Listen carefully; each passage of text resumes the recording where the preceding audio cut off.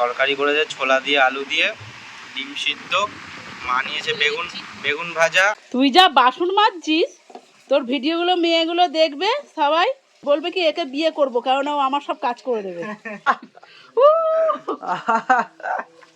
আজকের আমাদের রবিবারের দুপুরের মেনু হচ্ছে গাছের সার, মানে বাড়িতে বানানো সার, কোনো কেমিক্যাল সার না। আমার হচ্ছে লিচু গাছ, দেখতেই পাচ্ছ, এটা কদিন বাদেই বসাবো। প্রায় 700-র কাছাকাছি ফ্যামিলি মেম্বার হয়ে গেছো তোমরা সবাই। হ্যালো, হ্যাপি সানডে সবাইকে। গরমে কেমন আছো? আমি তো হালকা ভালো আছি, হালকা খারাপ আছি। তো চলো খারাপ ভালো মিশিয়েই আজকের ব্লগটা শুরু করা যাক।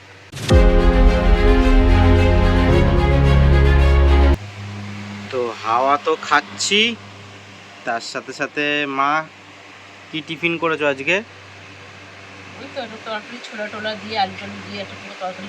ছোলা দিয়ে আলু দিয়ে কি তরকারি করেছো নিজেই জানো না? তো এই যে মা তরকারি করেছে ছোলা দিয়ে আলু দিয়ে, ডিম সিদ্ধ, মা নিয়েছে বেগুন ভাজা। বেগুন ভাজা আমার ভালো লাগে না। কি বলছো? তোর ভিডিও দেখছি যে এই রে, সময় পাইনি সকাল থেকে। আচ্ছা, রবিবার সব এটা ওটা কাজ কর্ম করতে দেরি হয়েছে, আমি খাবো। আর এই যে আচ্ছা, তো রোববার আজকে দুপুরের কি রান্না হবে? পাতলা ঝোল বলেছি, মাংস আনবি না। মাংস একদম গরম না কমলে আর খাবোই না মাংস। মাছের ঝোল করব। আর কি মাছ নিয়েছিলাম এখনো দেখিনি, কাটাবো না। আর আমি যে গঙ্গার মাছগুলো ধরেছিলাম, মাছগুলো কাটবো। ট্যাংরা মাছ আছে, ওটা একটু সর্ষে পোস্ত দিয়ে ঝাল করবো। না, সর্ষে দেবো না, শুধু পোস্ত আর টমেটো দিয়ে ঝাল করবো। ইয়েস, গঙ্গার মাছটা রাত্রিবেলা খাবো, তখন একটু ঠান্ডা ঠান্ডা থাকবে, ঝাল তো। আর একটা কথা, এটা খাওয়া উচিত না।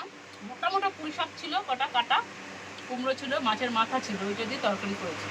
আমাদের তো রোববারের মেনু জমজমাট। তোমাদের রোববারের মেনু কি অবশ্যই কিন্তু কমেন্ট করে জানিও। তো আমরা এখন টিফিনটা খেয়ে নিই। কি রে, কি করছিস তুই? আর কি করব, আমার সকাল থেকে কাজের শেষ আছে। বললাম পা নিয়ে যাস না, বাসনগুলো মাজিস না। আমার তো রান্না হয়ে গেছে, আমি খালি বাসন টাসনগুলো মেজে জল ভরে ফ্রিজে পুরে দেবো, ব্যাস। এখন তো ভিডিওটা করছো, একটু আগে তো উল্টে পড়েছিলে গরমে, এক্ষুনি শরীর খারাপ হয়ে। শরীরটা খারাপ, রান্না করতে করতে অসুস্থ হয়ে যাচ্ছি, তা কি করবো বল? তাহলে অসুস্থ হয়ে যাচ্ছ, আমি করবো না? ওর পায়ের রকম অবস্থা, জল লাগাস না। পায়ের এটা আগের দিন একটু, এখন একটুখানি তো ফোলাটা কমেছে, তা না করার কি আছে? আরে বাবা, আমি করে নেবো। আর আমি কি করি না নাকি কোনো সময়?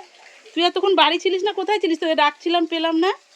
আজকে রোববার, ঠিক আছে, একে তো এরকম ভাবে তুমি আমার ভিডিও করছো, বলবে খালি আলগাতেই ভিডিও হয়।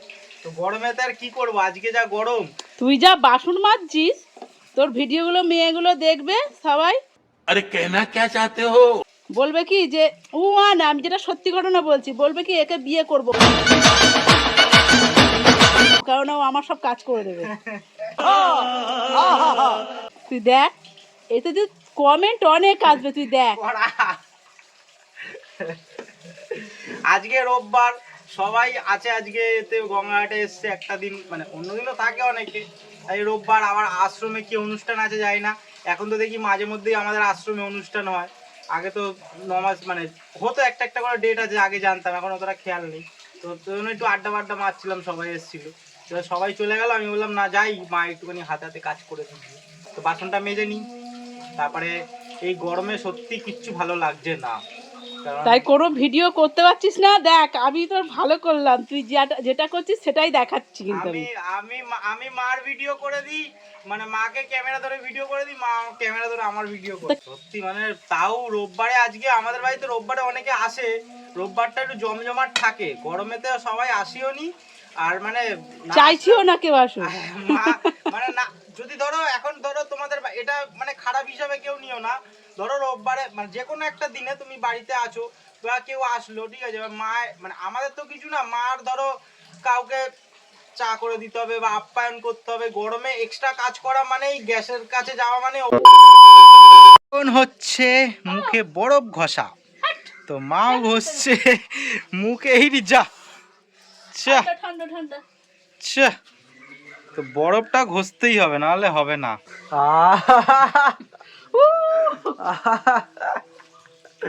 পায়ে লেগেছে, মুখে বরফ ঘষছে দিকে।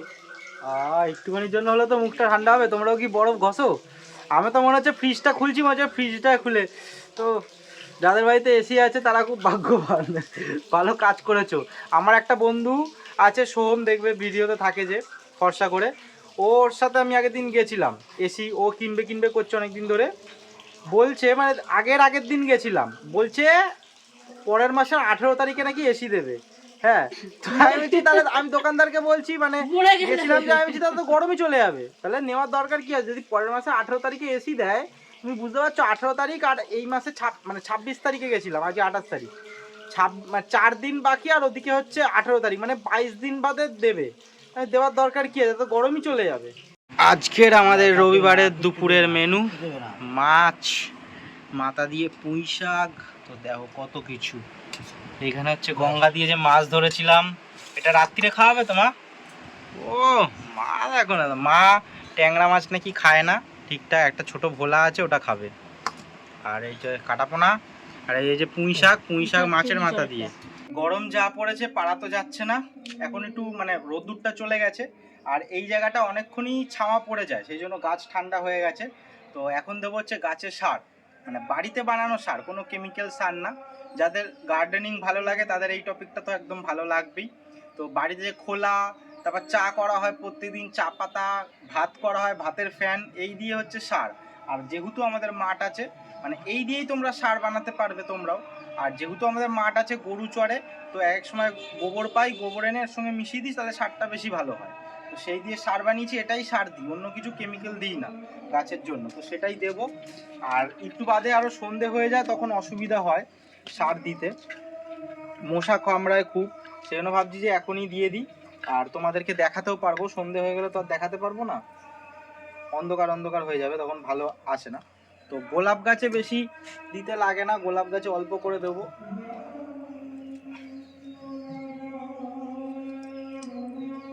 এই একটা সার দিলে কি এই একটা গন্ডগোল হয়, গন্ধ, দুদিন একটুখানি গন্ধ ভীষণ বেরোয়, তো এই একটা সমস্যা।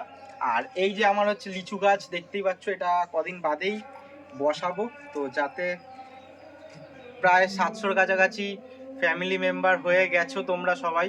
তো যারা যারা নতুন এসছো তাদেরকে প্লিজ বলছি, তারা অবশ্যই চ্যানেলটা সাবস্ক্রাইব করো, যারা নতুন ভিডিও দেখছো, যাতে এই গাছটা আমি বসাতে পারি। আমি বসালে আমি আজকে কালকেও বসাতে পারি, কিন্তু একটা বেশ সিস্টেমের সাথে চললে ভালো লাগে। আমার কলমের আম গাছটাতেও সার দিয়ে দেবো। টবের গাছে সারের প্রয়োজনটা বেশি হয়, কারণ মাটি অল্প থাকে, খাদ্য বেশি পাবে না গাছ। একটা জিনিস তোমাদেরকে বলি, এই গরমটা চলে গেলে মানে বর্ষার শুরুতে আমাদের যে বাড়ির থেকে সোজা গঙ্গার ধারের যে রাস্তাটা, এর আগেও বসিয়েছিলাম বাহারি গাছ, এই বছর বসাবো আবার, এর আগে বসিয়েছিলাম। তো যারা মিউনিসিপ্যালিটি থেকে ঘাস পরিষ্কার করে, দেখবে রাস্তার দুপাশে পরিষ্কার করে, তারা হচ্ছে ঘাস পরিষ্কার করতে করতে তুলে ফেলে দিয়েছিল, অনেক গাছ ধরে গেছিলো। তো এইবার কি করব, আমাদের পেছন দিকে একটা বাহারি গাছ আছে বড়, দেখতে পাচ্ছিলে যে জঙ্গল পরিষ্কার করছিলাম বাড়ির পেছন দিকটা, ওখানে একটা বাহারি গাছ বড় হয়ে গেছে, আর মধ্যিখানে রয়েছে, ওই এমন জায়গায় বসিয়েছিলাম তখন মধ্যিখানে, তো ওই জায়গায় রাখবো না। তো কি করব, গাছটাকে পুরো টুকরো টুকরো করে কাটবো, এই গাছটা মানে কাটবো, কারণ পুরোটা বলছি তোমাদেরকে, কাটবো গাছটা, কেটে তলার দিকের যে গোড়াটা, ওই গোড়াটাকে ওখানেই তুলে আবার একটা জায়গাতে সাইডে বসাবো। আর যে বাকি যে সব ডালগুলো, সেই ডালগুলোকে এখন এই কদিনের মধ্যে আমার পাটা ঠিক হয়ে যাক, তারপর ওই ডালগুলোকে সব ভিজিয়ে রেখে দেবো, কদিন বাদে শেকড় বেরিয়ে যাবে, ওইগুলোকে পুরো রাস্তার ধারে ধারে বসিয়ে দেবো। বড় হয়ে গেলে দারুণ সুন্দর লাগবে। এর আগেও বসিয়েছিলাম, এখনও রয়েছে ওখানে, আমাদের যে রাস্তার কল আছে এখানে, ওখানে 2খানা না 3খানা গাছ এখনও আছে। তো পুরো জায়গাটা হয়ে গেলে কত সুন্দর লাগবে বলো। তো তাড়াতাড়ি চ্যানেলটা সবাই সাবস্ক্রাইব করো, তেমনভাবে ভালোবাসা দিচ্ছ তেমনভাবে ভালোবাসাটা দিও। তো এটুকুনি বলার। যাই হোক, আজকের ভিডিও এখানেই শেষ করলাম, দেখা হচ্ছে নেক্সট ভিডিওতে। সবাই ভালো থেকো, সুস্থ থেকো, সাবধানে থেকো, টেক কেয়ার, টাটা।